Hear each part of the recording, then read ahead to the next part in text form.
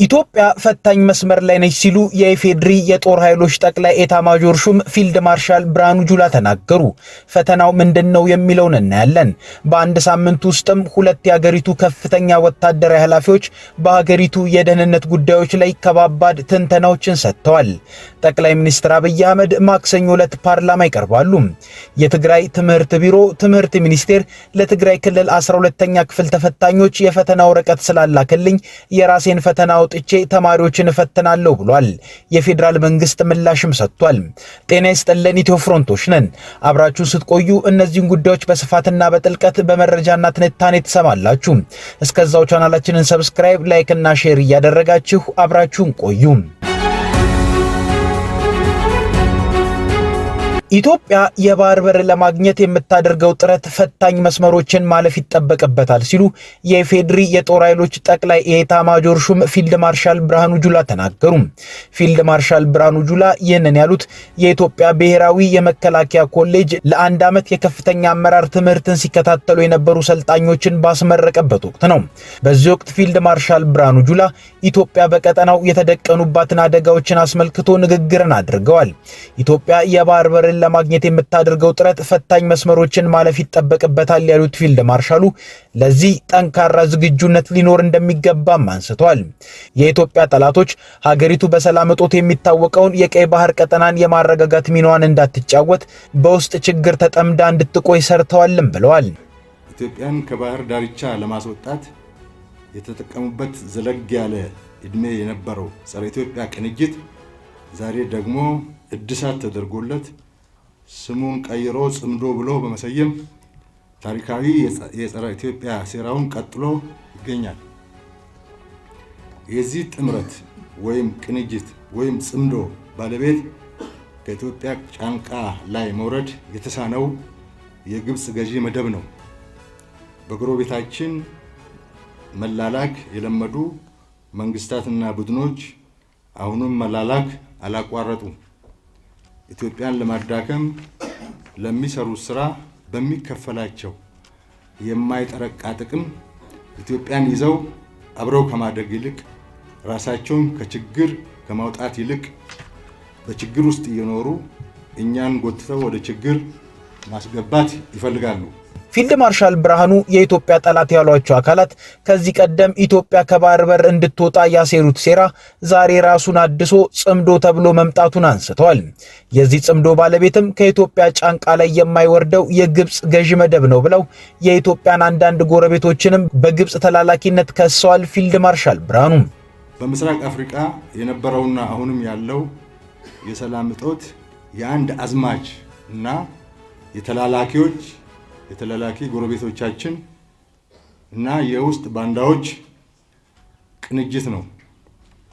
ውድ ተመራቂዎች፣ ክቡራትና ክቡራን፣ ያለ ጦርነት መዋል ማደር የማይችሉ ሽንፈት የማያሳፍራቸውና ባንዳነትን ተለማምደው የኑሮ ዘዴያቸው ያደረጉ ታሪካዊ ባንዳዎች የጠላት መጠቀሚያ ሆነው አገራቸውን በማዳከም የጠላትን ብሔራዊ ጥቅም ለማስጠበቅ ጽምዶ ገንብተው ህዝባቸውን እያጎሳቆሉ ልማትና እድገት እንዳይመጣ የሚያደርግ ግጭት እየተጋጩ ይገኛሉ። ይህ ግጭት ለታሪካዊ ጠላቶቻችን እንጂ ለትግራይ፣ ለአማራና ለኦሮሞ ህዝብ ከውድመት በስተቀር ምንም አያመጣም። ፊልድ ማርሻል ብርሃኑ ግብጽን መልሰው ጠበቅ አድርገው በከሰሱበት ንግግራቸው የምስራቅ አፍሪካ የሰላም ጸር አዝማቿ ግብጽ የተላላኪ ጎረቤቶችና የአገር ውስጥ ባንዳዎች ናቸው በሚል በኢትዮጵያ በ3 ክልሎች መንግስትን ይዋጋሉ ያሏቸው ቡድኖች ለህዝባቸው ምንም እንደማይፈይዱ ገልጸዋል። በምስራቅ አፍሪካ የነበረውና አሁንም ያለው የሰላም እጦት የአንድ አዝማች እና የተላላኪ ጎረቤቶቻችን እና የውስጥ ባንዳዎች ቅንጅት ነው። ውድ ተመራቂዎች፣ ክቡራትና ክቡራን፣ ያለ ጦርነት መዋል ማደር የማይችሉ ሽንፈት የማያሳፍራቸውና ባንዳነትን ተለማምደው የኑሮ ዘዴያቸው ያደረጉ ታሪካዊ ባንዳዎች የጠላት መጠቀሚያ ሆነው አገራቸውን በማዳከም የጠላትን ብሔራዊ ጥቅም ለማስጠበቅ ጽምዶ ገንብተው ህዝባቸውን እያጎሳቆሉ ልማትና እድገት እንዳይመጣ የሚያደርግ ግጭት እየተጋጩ ይገኛሉ። ይህ ግጭት ለታሪካዊ ጠላቶቻችን እንጂ ለትግራይ፣ ለአማራና ለኦሮሞ ሕዝብ ከውድመት በስተቀር ምንም አያመጣ። እኚህን የደህንነት ስጋቶችን ለመመከትም የኢትዮጵያ የመከላከያ ኃይል ሙሉ ዝግጁነት ላይ ያለ መሆኑንም ገልጸዋል። ፊልድ ማርሻል ብርሃኑ ጁላ በአንድ ሳምንት ውስጥ በኢትዮጵያ ከፍተኛ የመከላከያ ሰራዊት ባለስልጣናት ከባባድ የሚባሉ የኢትዮጵያ የደህንነት ትንታኔዎችን ሰጥተዋል። ባለፈው ሳምንት በተመሳሳይ ጊዜ የራሳቸው የፊልድ ማርሻል ብርሃኑ ጁላ አማካሪና የተተኳሽ አመራር ኃላፊ ጄኔራል አለምሸት ደግፌ የብዙዎችን ቀልብ የያዘ የደህንነት ትንተናን ሰጥተው ነበር። ሆኖም ጄኔራል አለምሸት ደግፌ የሰጡት የደህንነት ትንተና ላይ ስለ ኢትዮጵያ የቀይ ባህር ወቅታዊ ፍላጎት ያነሱት ነገር አልነበረም። እንደውም የጄኔራል አለምሸት ትንታኔ በስፋት ከውጭ ይልቅ የኢትዮጵያ የደህንነት ተጋላጭነት ውስጣዊ ጽንፈኛ ብሔርተኝነት እንደሆነ ነው በስፋት ያነሱት። አገራችን እያተራመሰ ያለው ነገር ጽንፈኝነት ነው። በዋናነትም ይሄ ብሔር ጽንፈኝነት ነው።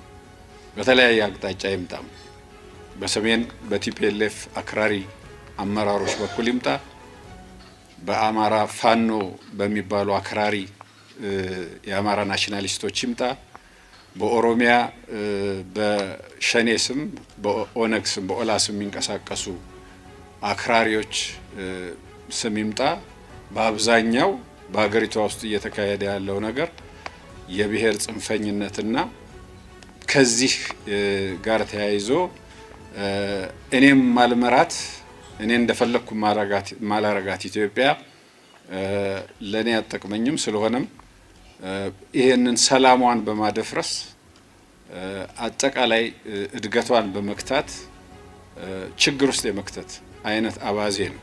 የዚህ ደግሞ ዋነኛው አቀንቃኝ ልሂቁን፣ ያው እንደምታውቁት ህዝቡ አይደለም ልሂቁን።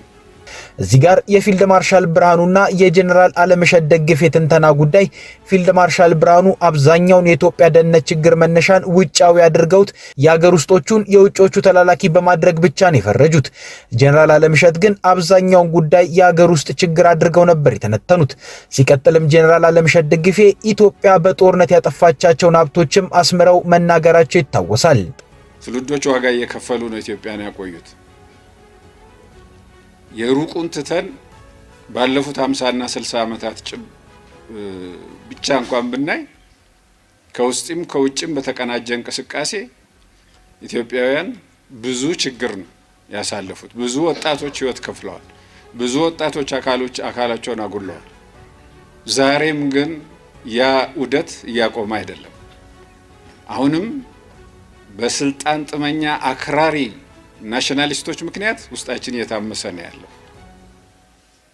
አገሪቷ ቀደም እንደተባለው እንደተጠቀሰው በቂ የተፈጥሮ ሀብት ያላት በቂ ፖቴንሻል ያላት ሀገር ነች።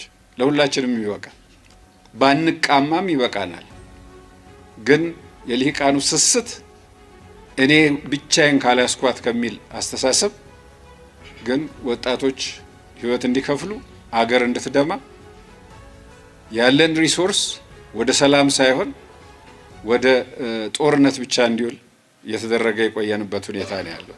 በደርግ ዘመን ያው $6 ቢሊዮን ገደማ ብድር ነበረባት ለመከላከያ አብዛኛው ከቀድሞ ሶቪየት ህብረትና ከምስራቅ አውሮፓ ሀገሮች የተበደረችው ኢትዮጵያ በራሷም ወደ $5 ቢሊዮን ነው የጨመረችው።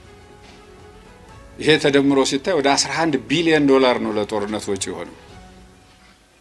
ይሄ ገንዘብ ለልማት ውሎ ቢሆን ወደ 2000 አንደኛ ደረጃና ሁለተኛ ደረጃ ትምህርት ቤቶች፣ ከ100 በላይ ሆስፒታሎች፣ ከ10 ያላነሱ ዩኒቨርሲቲዎችን መገንባት የሚያስችል ነበር። ኢትዮጵያ ከማደግ ይልቅ በእንደዚህ አይነት ሪሶርሷን በውስጥ ችግር ላይ በማዋሏ ምክንያት ከአካባቢው ወይም ደግሞ ሌሎች ከደረሱበት የእድገት ደረጃ ዛሬ የት ትደርስ እንደነበር መገመት አያስቸግርም። ያ ሳያንሰን ባለፉት 5 ዓመታት ብቻ እንኳ ያወጣነው ወጪ ደግሞ እጅግ ከባድ ነው። ይሄ ወጪ ለልማት ውሎ ቢሆን ኖሮ የት ያደርሰን ነበር? ከዚህም ባሻገር በአገሪቷ ተቋማት ላይ ያደረሰውም ጉዳት ቀላል አይደለም። አገር እንዳይቀጥል ተቋማት ተጠናክረው እንዳይሄዱ የደረሰው በደል ቀላል አይደለም። በመከላከያ ላይ በራሱ አክራሪ የቲፒኤልኤፍ አመራሮች ባደረሱት ደግሞ በወሰዱት የጥቃት እርምጃ ታስታውሱታላችሁ። የጠፋው ንብረት የጠፋው የመከላከያ ትጥቅ እንደ ተቋም የደረሰብን ጉዳት በጣም ከፍተኛ ነው። ይሄ ሀገር ሀብት ነው። የሀገር ሀብት ነው እየወደመ ያለው። እነሱ ወደ ስልጣን ሲመጡ ኢትዮጵያ፣ እነሱ ከስልጣን ሲወርዱ ደግሞ ማትፈለግ ኢትዮጵያ እየሆነች ስለሆነም ለውጪ ጠላት በሚያጋልጠን ደረጃ ውስጣችን እያዳከምን ሄድንበት ሁኔታ ነው ያለው። መከላከያ ራሱ በዚሁ በአጭር ጊዜ ውስጥ እንኳን በ50 እና 60 ዓመታት ውስጥ 2 ጊዜ 3 ጊዜ ፈርሶ የተሰራበት ሁኔታ ነው ያለው። ተቋማት በቀጣይነት እንዲገነቡ እስካልተደረገ ድረስ ሀገር ሊቀጥል አይችልም። ጠቅላይ ሚኒስትር አብይ አህመድ ማክሰኞ በህዝብ ተወካዮች ምክር ቤት በመገኘት የ2018 በጀት ዓመት የሥራ አፈጻጸምና የቀጣዩን ዓመት በጀት አስመልክቶ ከተሰናባቾቹ የፓርላማ አባላት ለሚቀርቡላቸው ጥያቄዎች ማብራሪያን ይሰጣሉ። የፓርላማ አባላቱ ጥያቄዎቻቸውን እንዲያስገቡ ቀነ ገደብ የተሰጣቸው እስካለፈው ሰኞ እኩለ ቀን ድረስ እንደነበር ምንጮች ገልጸዋል። በ2008 ዓ.ም የወጣው የህዝብ ተወካዮች ምክር ቤት የአሰራርና የአባላት ስነ ምግባር ደንብ ጠቅላይ ሚኒስትሩ በሚያዝላቸው ፕሮግራም መሰረት የመንግስት የሥራ አፈጻጸም ሪፖርት በአመት 2 ጊዜ ለፓርላማ ማቅረብ እንዳለባቸው ይደነግጋል። ጠቅላይ ሚኒስትር አብይ የፌዴራል መንግስት የ2018 በጀት ዓመት የ6 ወር ሪፖርትን ለተወካዮች ምክር ቤት የላኩት ባለፈው ጥር ወር መጨረሻ ላይ ነበር። በተመሳሳይ መልኩ የበጀት ዓመቱ ዋና ዋና ሥራ አፈጻጸም ሪፖርትን ባለፈው ሳምንት አርብ ለፓርላማ አባላት ደርሷቸዋል። በ32 ገጽ የተዘጋጀው ይህ ሪፖርት በኢኮኖሚ፣ በማህበራዊ ልማት፣ በፍትህና አስተዳደር ዘርፎች ላይ ያሉ የሥራ ክንውኖችን በዝርዝር የያዘ ነው። ሪፖርቱ የሰላምና ደህንነት ግንባታ ስራዎች፣ የውጭ ግንኙነትና ዲፕሎማሲ እንዲሁም የኢትዮጵያ ሀገራዊ ምክክር ኮሚሽን አፈጻጸሞችንም ዳሷል። የ7ኛው ዙር ሀገራዊ ምርጫ ጉዳይም በሪፖርቱ ባጭሩ ተካቷል። እነዚህን ጉዳዮች የያዘው የጠቅላይ ሚኒስትሩ ሪፖርት ለፓርላማ አባላት የላከው የህዝብ ተወካዮች ምክር ቤት ጽህፈት ቤት ይህንን በመንተራስ በጽሁፉ የተዘጋጁ ጥያቄዎች እስከ ሰኞ ሰኔ 22 ቀን 2018 ዓ.ም እንዲቀርቡ ቀነ ገደብ ሰጥቷል።